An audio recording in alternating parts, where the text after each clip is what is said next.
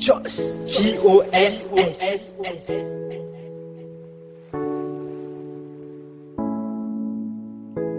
Nilozany le voko tena mbola ty tsy ho tanteraky tso zany le hoe nenay ro odory va ho tapitratry hoe ony fiara anay ro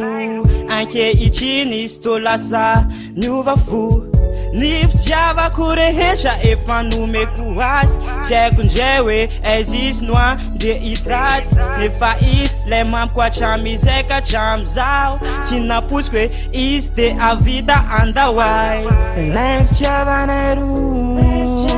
naverany ho faty indray lay fitiavana ny retareta be ny tsolopolopy de zay lay fitiavanay ro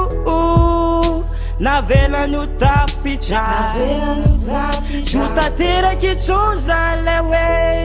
nenay ro malaky zay zao sasa vely rery sady mitomany satria le olo tiky lasan'olo any hoany fa sentosento sy alahelo no nameny foko nilozanao ka indrisy mitolo lay fitiavanay ro naverany ho faty indray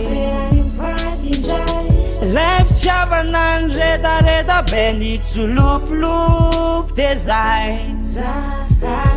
lay fitiavanay ro navelany ho tapitra tsy ho tanteraky tsony zany le hoe nenay ro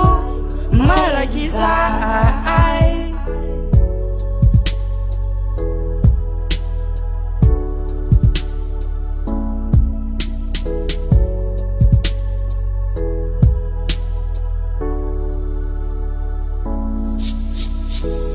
mba miverena rera hazo azao fa ny foko mbola mitepo ho anao mba miverena re raha sitrakao fa ny foko tena mbola mitempo ho anao mba miverena rera hazo azao fa ny foko mbola mitepo ho anao mba miverena re raha sitrakao fa ny foko tena mbola mitempo ho anao lay fitiavanay ro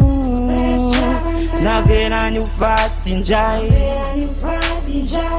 lay fitiavana ny retareta be ny tsolopolopy de zay